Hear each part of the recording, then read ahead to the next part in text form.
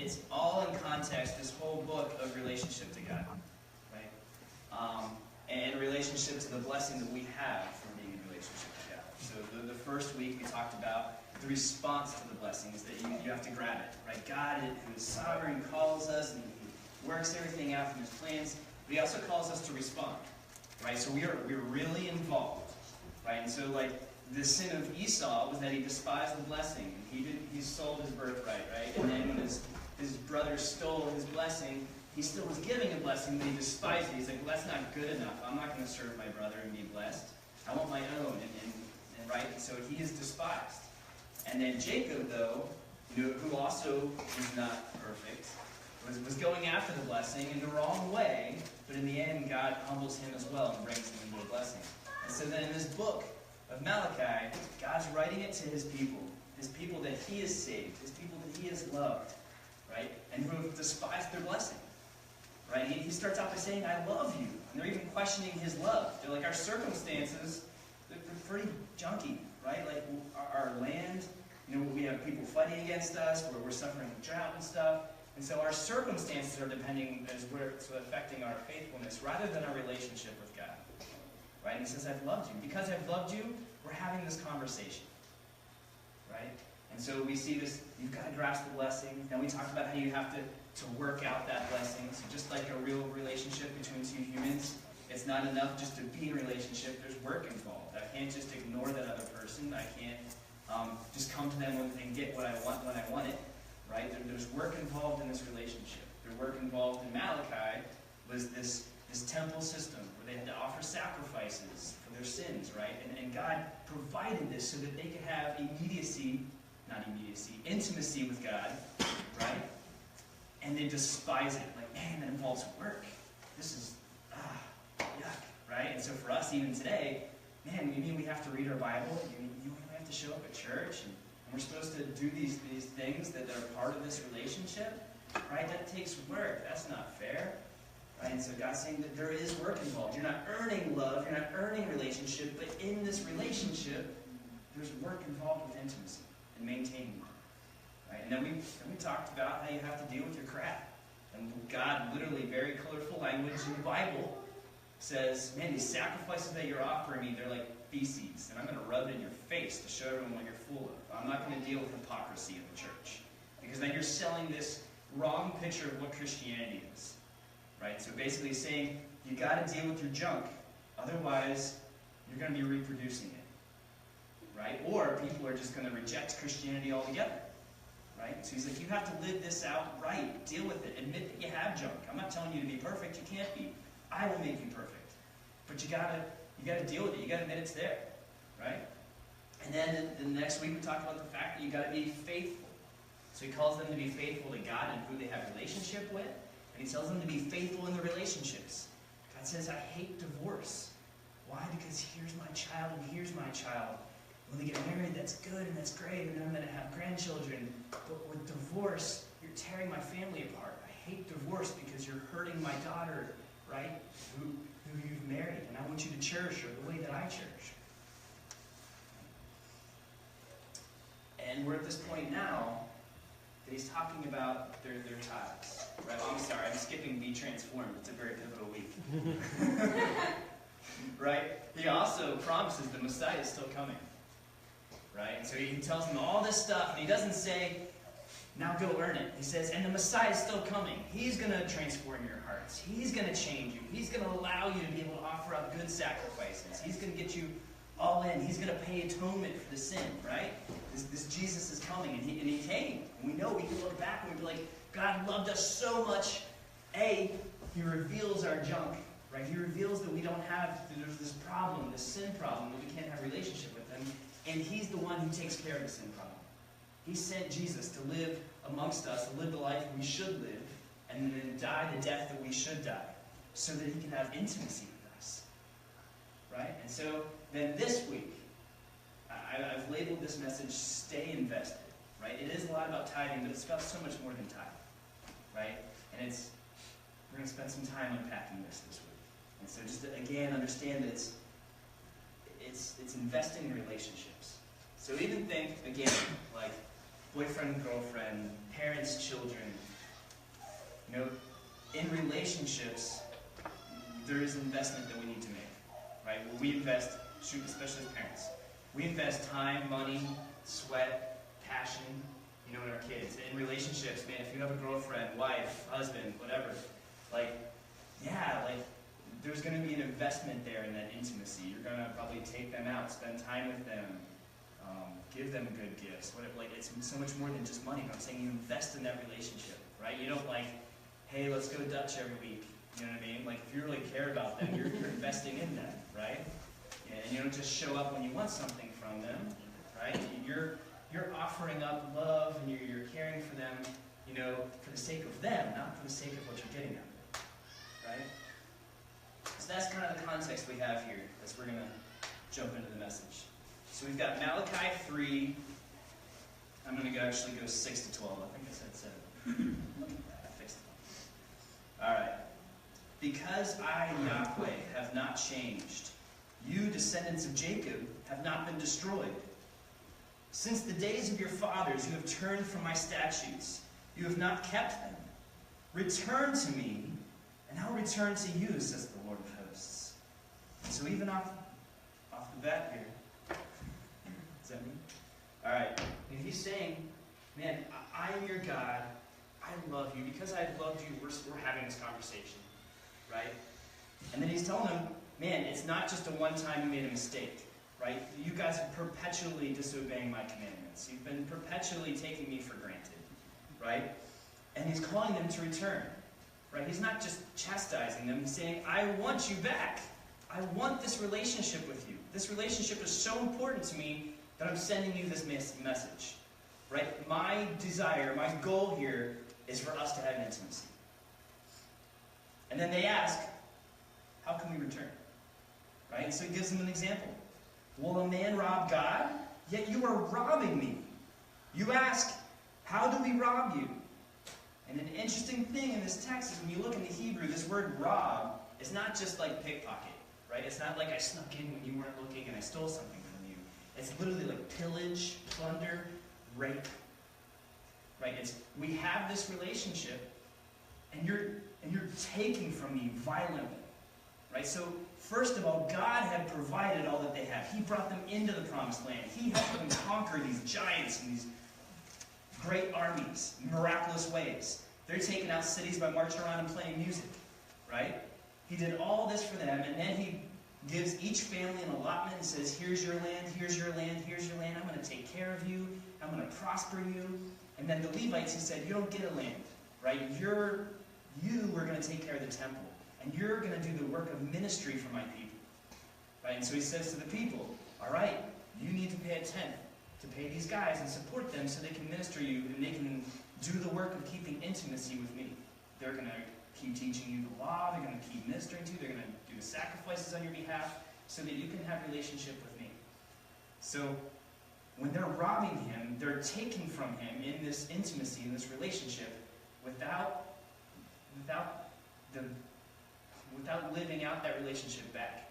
They're like, give me, but I'm not giving you. I'm going to take from you when I want, but I'm not giving back. I'm not doing my part, right? Because it's a lack of love here, right? And so that's the kind of rob that we have going on. And so they ask, how do we rob you? And he says, by not making the payments of the tenth and the contributions. You're suffering under a curse. Yet you, the whole nation, are still robbing me. He's even telling them, man, the result of what you're doing, you're not even really hurting me. I don't need your money. You're hurting yourselves. Right? And so he had given these promises in Deuteronomy 28 and 29 of blessings and cursings. Right? And just a really easy, down-to-earth kind of application here. Man, by not making the contributions to the temple, it's making it harder, right, for the temple to minister to them. Right? So if we don't tithe to the church, guess what won't be around very long? Right? That they can't lead us and teach us. Right? So they're cursing themselves and they're complaining about it. And he's like, man, if you would just bless the temple, you'd be blessed in response. And it's not just ministry, right? It's also caring for the orphans, caring for the poor, like doing all these ministries, right? All that's supposed to go through the temple. And so they're hurting their own land. They're hurting their own people by being greedy, being stingy, right? And so then he says, bring the full tenth into the storehouse. And again, this word storehouse, I was reading when Keller wrote about this. This word storehouse could better be translated treasury. Right? The storehouse in the temple is where all the gold and the silver and stuff was taken care of. And so he's saying, bring me the treasury. Fill this treasury. Right? So that there may be food in my house.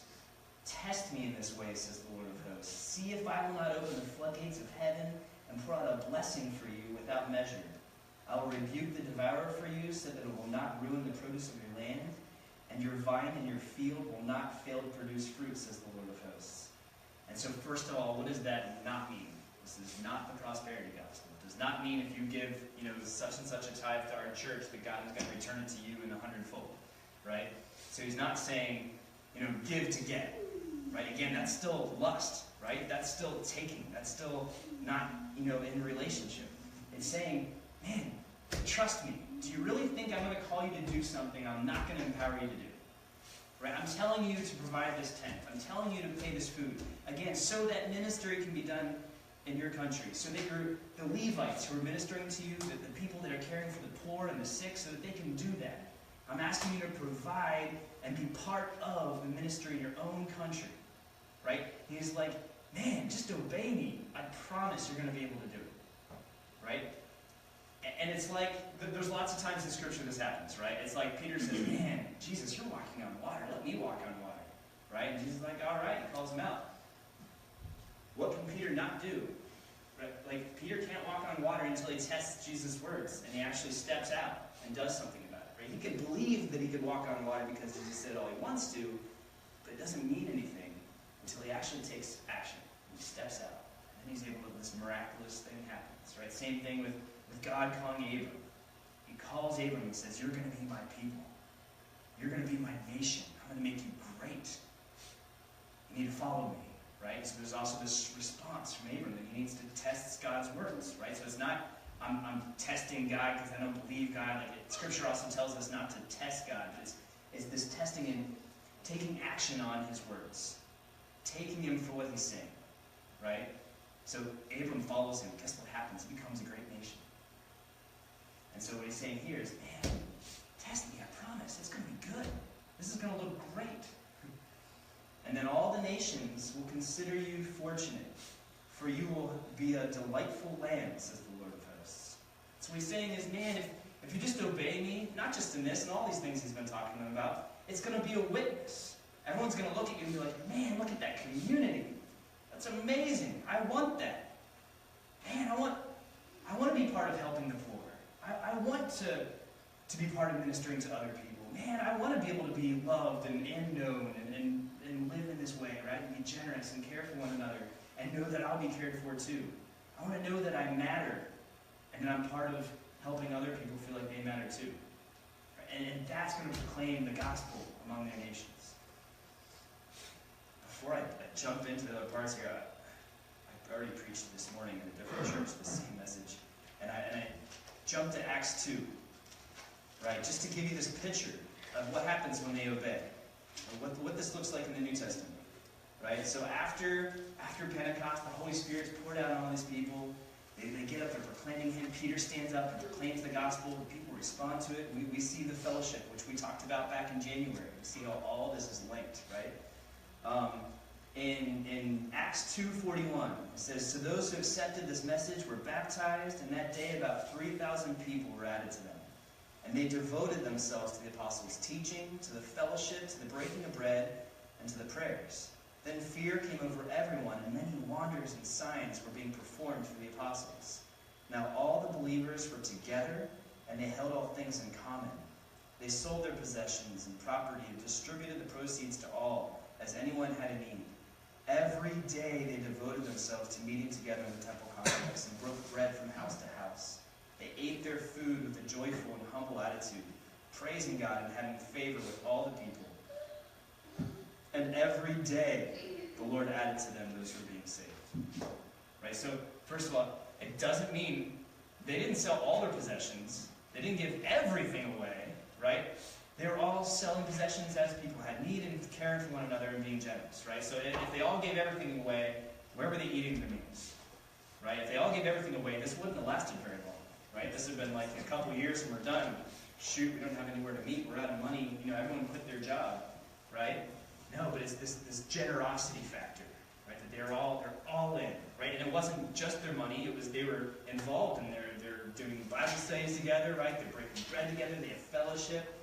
They're listening to the apostles' teaching. They're reading and listening to the word. And then the result is that every day people are getting saved. Every day people are being added to their church. That's amazing. What that would be like. Wow, right? So people are being cared for. And when it's not just words, but hearts are involved, there's reproduction, right? And more people being brought in, people are being taken care of. And that's what God's looking for. That's what he's calling them to do in Malachi. So to jump back in to Malachi 3, believe it or not,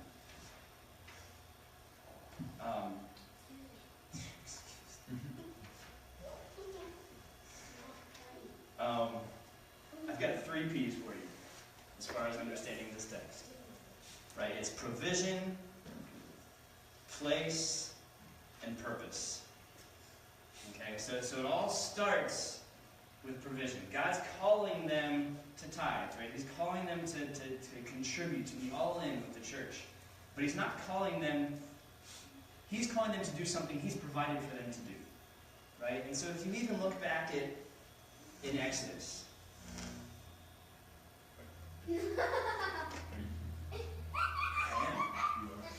Yeah, weird.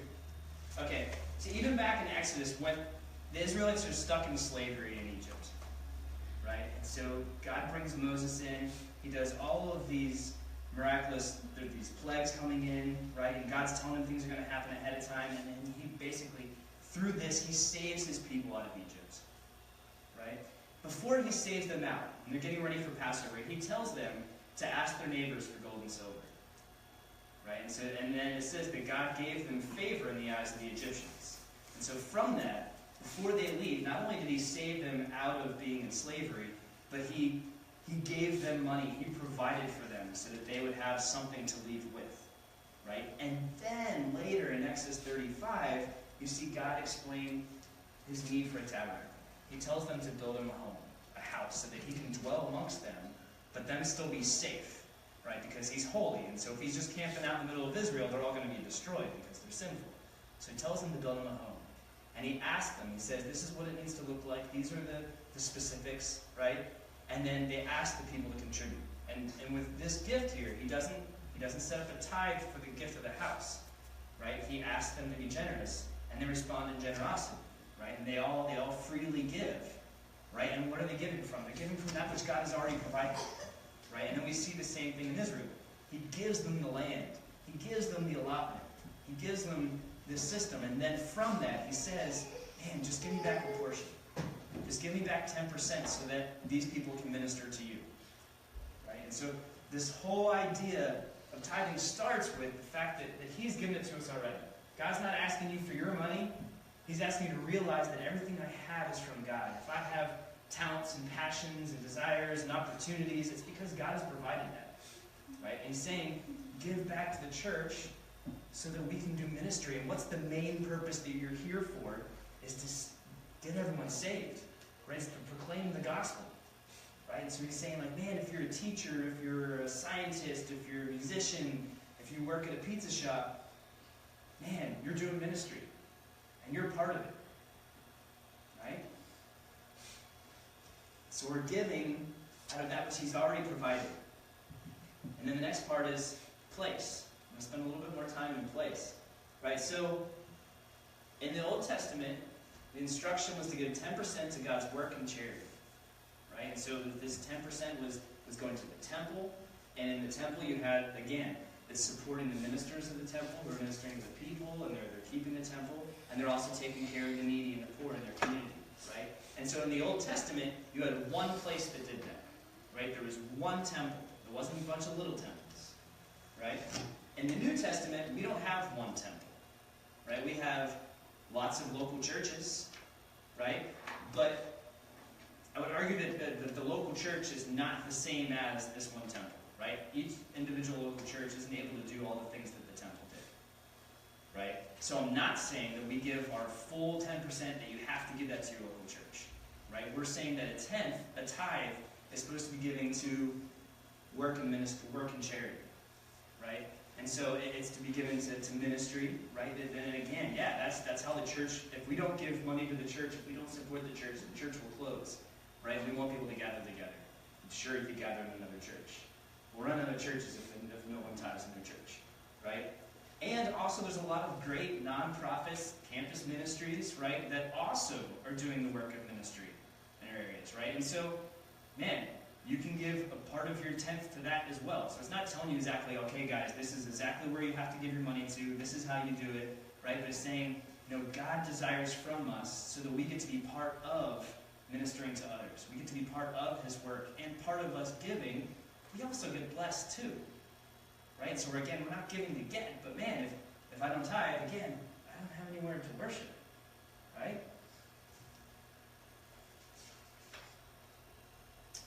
And then lastly is purpose, right? So He's provided it. We have the places we give it, and we give for a purpose. We're not just giving just to obey, although it's good to obey God, absolutely, right? But there's a reason behind His laws. There's a reason behind His instruction, right? So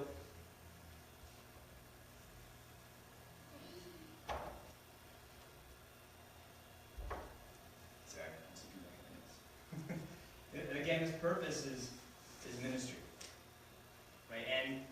And so all of us being all in, all of us being part of this, right? Showing up at church, going to Bible studies, tithing, worshiping, praying in your individual time, reading your Bible.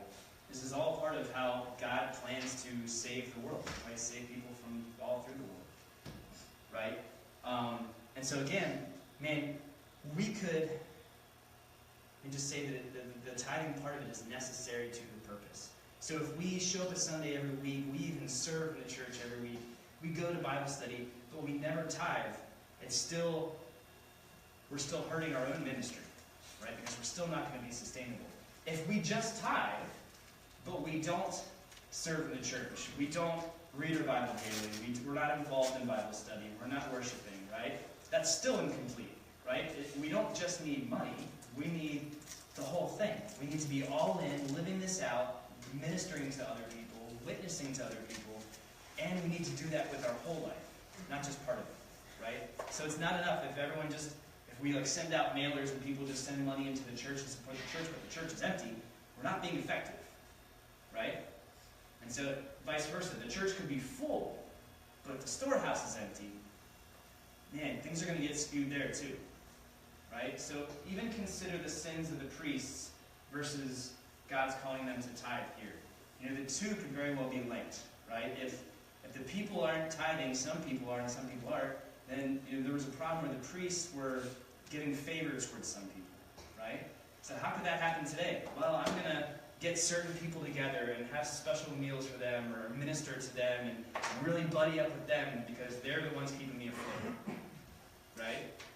But these other people don't give as much, so I'm just going to ignore them because they're not as important and they're not giving, right?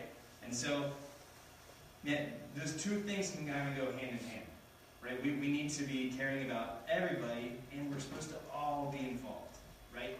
And also, then when the church is struggling financially, man, we can really cut some corners. We stop preaching sermons that are quite as convicting. We spend a lot of time outside the church, not even doing ministry, but trying just to raise money so we can keep going, right? And so it's man, these two parts are linked. If we would just care for the place that we worship, the place that we worship could care for us and could spend more time doing ministry and caring for us, right?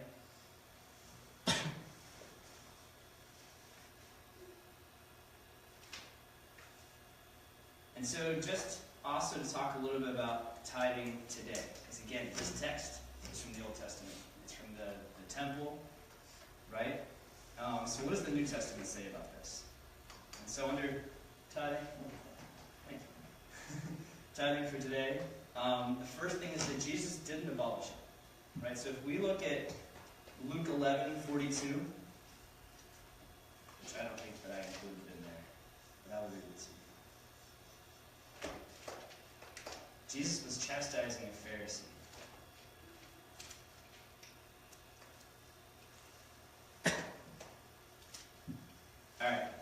He said, "But woe to you, Pharisees! You give a tenth of mint, rue, and every kind of herb, and you bypass justice and love for God. These things you should have done without neglecting the others." Right? And so he's like, you've done the right thing, you should be tithing. But he's like, but you're just doing the bare minimum. Right? He's like, you're doing this, you're checking the box, and then you're ignoring the other need out there. You're not really living this out. You're giving so that you can say you did it, and then you're not really all in. Your heart's not involved. Right? So we could do the same thing. We could say, okay, it says the minimum's 10%, I'm going to give 10%, but then, when I see that person who's in need, I'm not going to stop and help them. Or man, I'm not going to go and minister to people. I'm not really all in. I did that. That's enough. I did it. The rest is mine. I'm going to ignore you now. Right? And so that's what's going on with the Pharisees.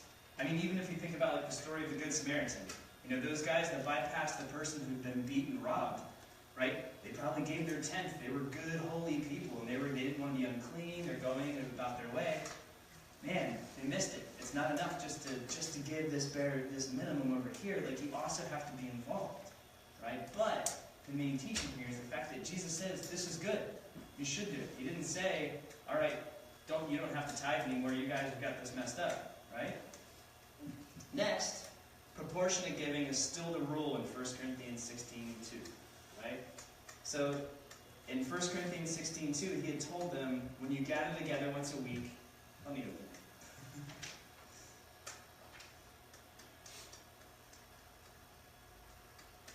Alright, he said, on the first day of the week, each of you is to set something aside and save in keeping in how he prospers, so that no collection will need to be made when I come. Right? And so he's saying, each of you has set something aside and save in keeping with how he prospers. Right? He doesn't say each of you, set aside X amount of dollars. Right? He's saying, as you prosper, you give. So it's still a proportional giving. Right? So if you've been prospered more, you give more. If you've been prospered less, give less. Right? So it's not just, okay, you rich guys, you can tithe. You poor guys, no. Right? He's just saying, as you have, give. Right? And so that you still see it. You still see it in the New Testament. Right? And then the last point is that ministry still needs money. Right? Ministry is not free. In order to help people, right? In order to help the poor, to help the sick, to run a church, it takes money. Like, we know that. We pay rent to have this facility. Yes, part of my salary is through the church, right? So I can't be your pastor long term if we don't tithe, if we don't take care of it. Right? I tithe too, just to be clear. And you can hold me accountable. Yeah, ministry still takes money. Right? It's not free. Right? And even, so there's a point, all the apostles and stuff, they're going out and they're doing ministry. Right? Even Jesus sent the 70 out. When he sent the 70 out, he didn't say, okay guys, you need to grab some provisions, go get some money, and then go. Right? He says, just take what you have, go. If they take care of you there, stay there and minister to them. If they don't, that's not where you're called to do ministry. Move on to the next city. Right? Now with Paul, there's a point when he's going around, he stops and he does tent making. Right? But that's not a regular thing. Right? There's a point, he's waiting for the other guys to come. He's doing tent working, right? And so on Sundays, he's still teaching in the temple, right? And not the temple, the synagogue. Sorry. Right? But then when the other guys get there with provisions from the church, then it seems to be then that he's not tent making anymore. He's then being fruitful. He's then preaching more often, right? His ministry then grows because he can give full-time work to it, right? So if your ministers are spending full-time raising money and part-time doing ministry, right? But you're not going to get it. We're not being blessed as much, right? Imagine if your ministry, like even campus ministries, man, if churches would just support them and then not have to stop and raise money, or missionaries wouldn't have to come back and ask for more money, if churches just sent them and supported them and they could full-time do that, how much more ministry could they do, right? Because raising support alone is a full-time job. If each local church just supported themselves, man, ministry would just grow and flourish, right? So that's my point there with ministry still needs money. Purpose now, just run through it quickly. 1 Timothy 5:17 through 18 tells us that From tithing, there's the payment for preachers and teachers, right? The preachers and teachers, the elders who are doing the work are to be supported. Supporting the poor, 1 Timothy 5, Romans 15:26, right? And missions, Romans 15:24, and 1 Corinthians 9:7. So tithing is not just supporting the church, it's supporting the church and it's paying for the poor and needy. It's also paying for ministry and missions, planting more churches elsewhere. And finally, I guess I'll go to heart attitude. I worked through wanting to give you guys a couple other places to read from and more to think about instead of just hearing from this one text.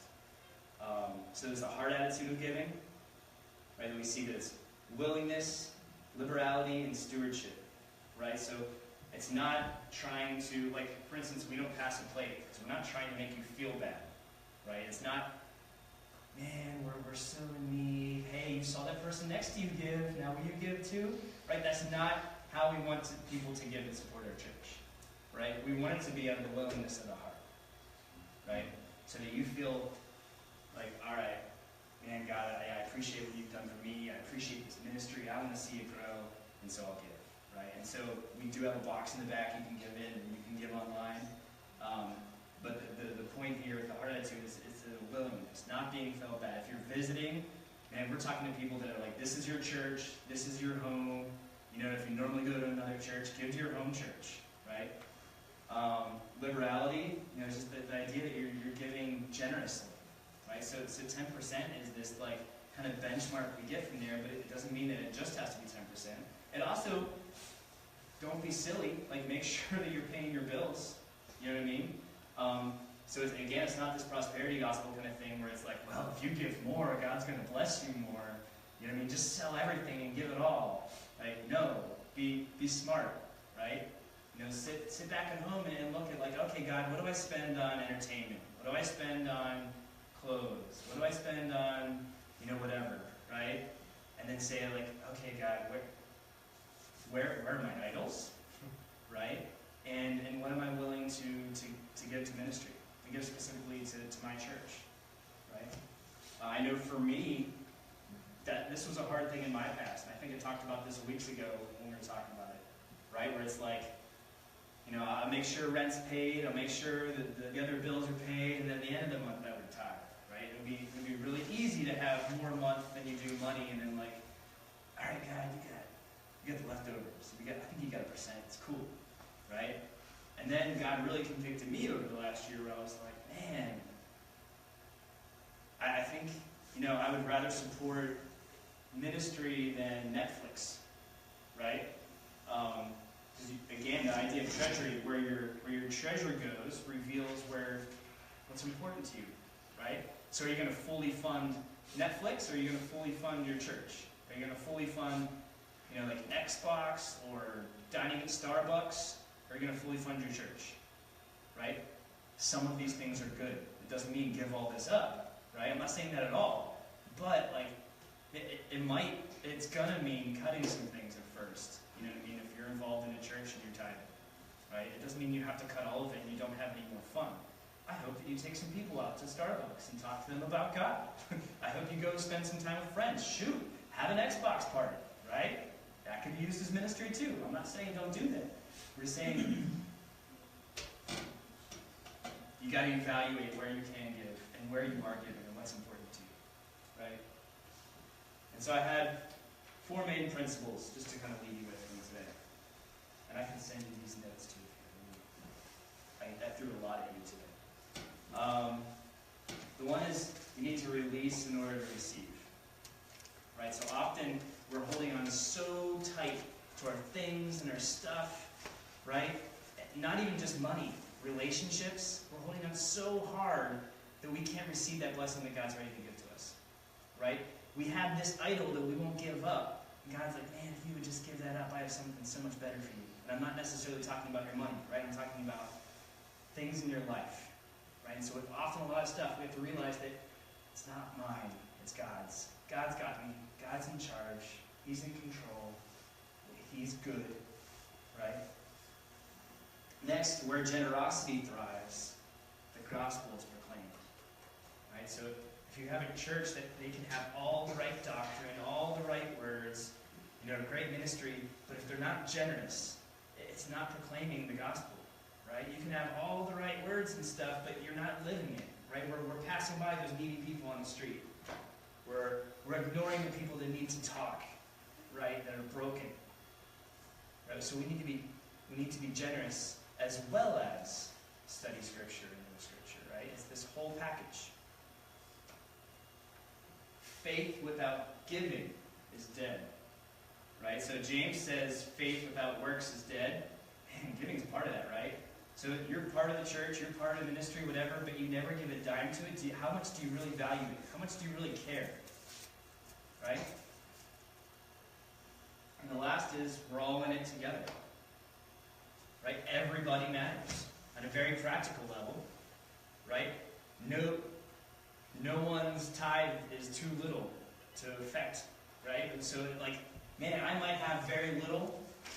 Man, my very little goes to a really great cause. Right? It goes towards even my community, towards serving people, towards ministering to people. Right? Or I might have a lot. And if I have a lot, great. That works there too. Right? And it's not even just my giving, but also my involvement. Right? So Adam getting up and playing for us helps lead us all in worship to God. It stirs our hearts and our emotions. We could just come and listen to me talk. And you might all just fall asleep. Right? But Adam helps point our worship. Right? And also reminds us that, man, even going into the sermon, what we're doing is we're worshiping. We're coming into interaction with God. Right? And so, man, giving is part of that. Also, joining in the church and, maybe be a greeter. Right? Maybe, host a life group at your home. Bruce, I talk about it every week, I feel like, cooks for me, and it's great. Definitely ministers to my soul. Right? And he has parties and invites people over and tries to create this situation where people can be, fellowship can be found. Right? Shoot, Kate and Eric are going to be cooking some good food tomorrow night at their house. If you want to come out for fellowship group Monday night, 7 o'clock, we're going to have some corned beef. Right? So we're all in it together.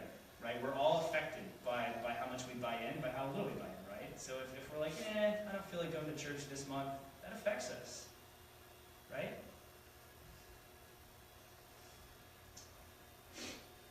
And the result, again, is that if we will all buy in, what are we part of? Man, we're part of this great rescue mission. Right? That God said, I'm going to save people from the world. And I'm going to bless you in order to be a blessing. Right? And so we get to have an eternal impact. I talked last week about how Thon is great. Right? At Thon, all these people from the whole university gather together, and they all have their different parts to play. Right? Some people are security, some people are, Jordan can tell you more. Entertainment, there's dancers, whatever, right? And all this whole thing goes together to raise support for money, right? To work for the cure for cancer, for kids with cancer specifically, right? Which is great. If they were successful, they could get rid of cancer, and that would be amazing, right? Guess what would still happen? People would still die. There's still eternal ramifications, right? We get to be part of something so much greater than Thon, right? When the gospel prospers, people are eternally saved, right? Though they will die in the flesh, their soul will be with Christ forever in heaven. How important is that? That is an amazing opportunity we have to be part of that. Not just to give to it, but to do the work of it. Right? All the little things that we do are important. If they didn't have some of these groups, Thon would fall apart. Right? They need everyone doing their part, as they're individually gifted. Some people don't like being out in front. Some people like being behind the scenes, and they still get to feel that I still have something to contribute, and I still get to work and do. In a couple of weeks, we're going to go around and put door hangers on people's doors, inviting them out to Easter. Man, whether you talk to people or not, or you just sneak up and put it on their door, it's important. And it's going to make an impact, right? We're going to have that meeting on campus on Wednesday, where we're going to invite lots of college students to. We have 10 to 20,000 flyers that we're going to be handing out on campus, inviting them to come and hear the gospel, right? Inviting people from the community as well. come and hear the gospel, and then invite them into relationship. Not just hear the gospel, but our goal is then at the end we're going to hand out these contact forms. We're going to try to get their names and numbers, try to invite them into a community group. We want them to have a relationship with us and with Christ. And there's lots of different ways to do that, to be part of that, to help with that. And you all matter. You all are making an impact. So how about I pray for us? As we do that again, man, could you imagine if we got to the point that we were all in, that daily people were being brought into our fellowship? Daily people, not just part of our church, part of our group, but a relationship with God. That's our goal. Right?